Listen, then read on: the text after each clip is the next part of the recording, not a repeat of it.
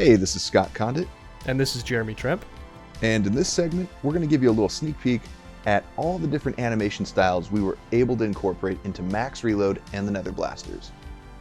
So when Scott and I sat down and we're talking about how we can make this film different and how we can add our personalities in here and really just do something that I guess kind of stretches our creative muscle, if you will, and something that we haven't really done a lot before, we wanted to do different animation styles. And that's fairly risky, and it can be very budget intensive for an independent film.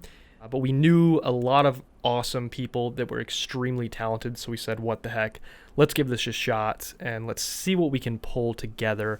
And we wanted to do different styles. We didn't want to just have the same animation style throughout the film when it popped up. We wanted to kind of use multiple mediums and multiple styles to tell a story and use that, creatively.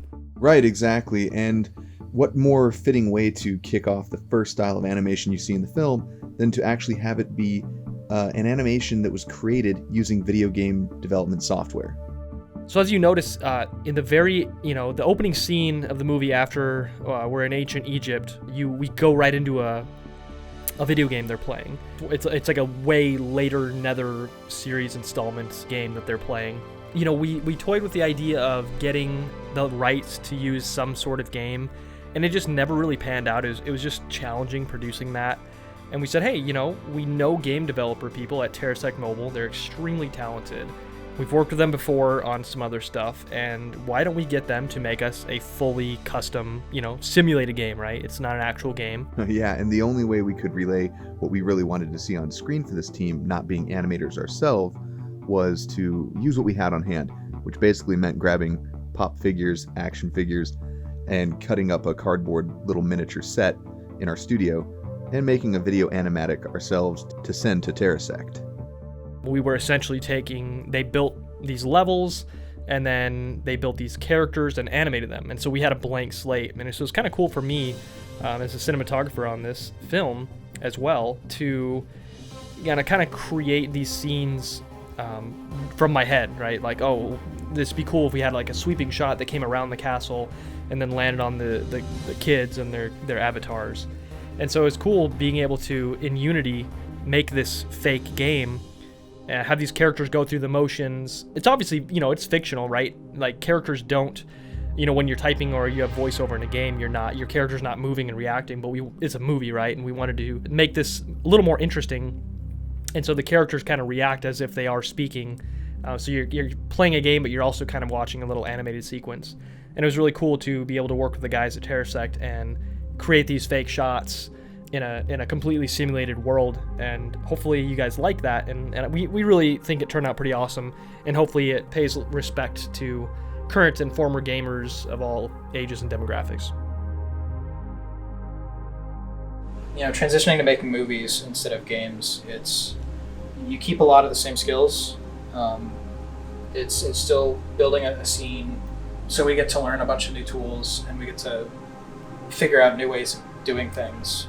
The process of working on Max Reload, I started with a lot of meetings of the minds, meeting the actors, seeing what they're going to use on screen versus how the game scene should go, and then just plugging in a bunch of resources, having the artists come together with animations and the scene, and just having meetings with you guys and make sure you like it, really.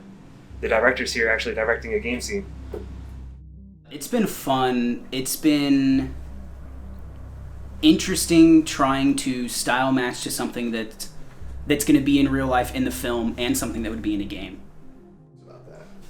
It's fun to create characters under this short time limit because I have to push myself in how much I know, and that's really fun. I get to test where I am right now with timelines and stuff. It's gonna be cool to see it in a movie, like a feature-length film. That'll be awesome.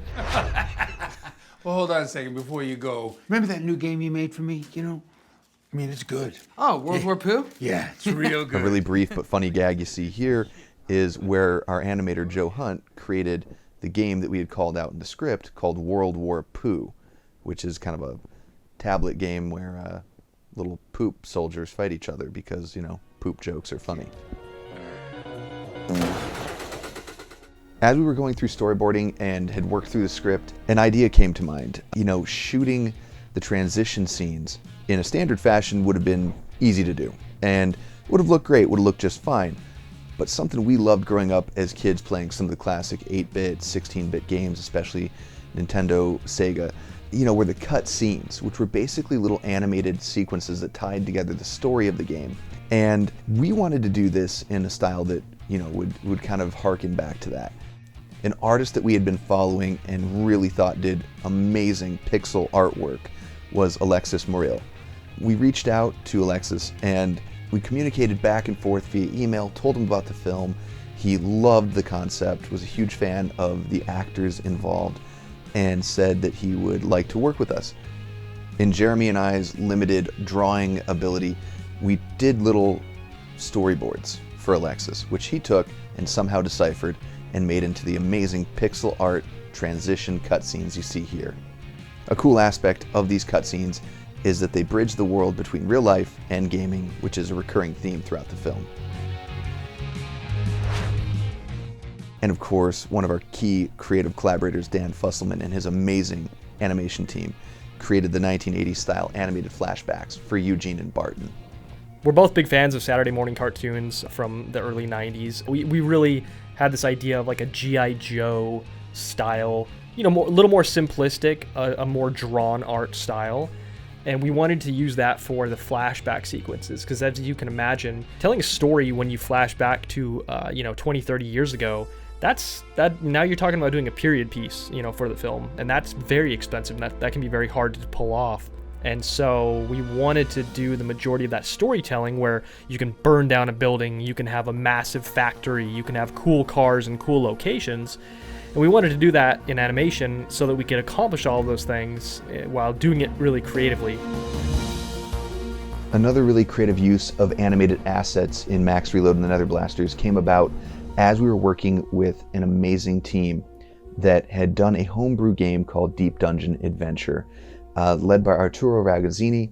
This team basically had a completely made, finished, playable ColecoVision homebrew game that they had developed. And we reached out to them online and just through doing some investigating, looking at homebrew games, found this game that so closely resembled what we had in our head for Nether Dungeon. We reached out, we told them about the film and our passion for gaming and retro and Coleco, and they were in. Not only did this team retrofit their existing game with character designs and input from myself and Jeremy, but they were gracious enough to lend us the sprites our animation team, including Dan Fusselman and Paul DeNigris, took to design, animate, and essentially create the sequences where you see Max playing the game in the film. And it was really neat to have a team so deeply invested in the real world of gaming and ColecoVision and retro gaming that develops gaming lend a hand in bringing this fictional game to life.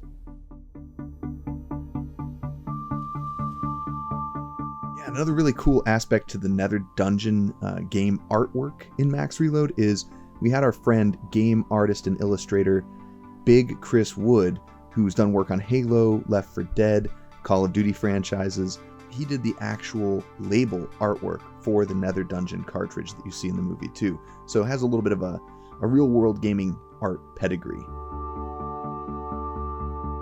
So that wraps up the animated sequence overview. We hope you guys loved it as much as we enjoyed creating it for you. Again, for more behind the scenes and sneak peeks at how the movie was made, check out maxreloadmovie.com.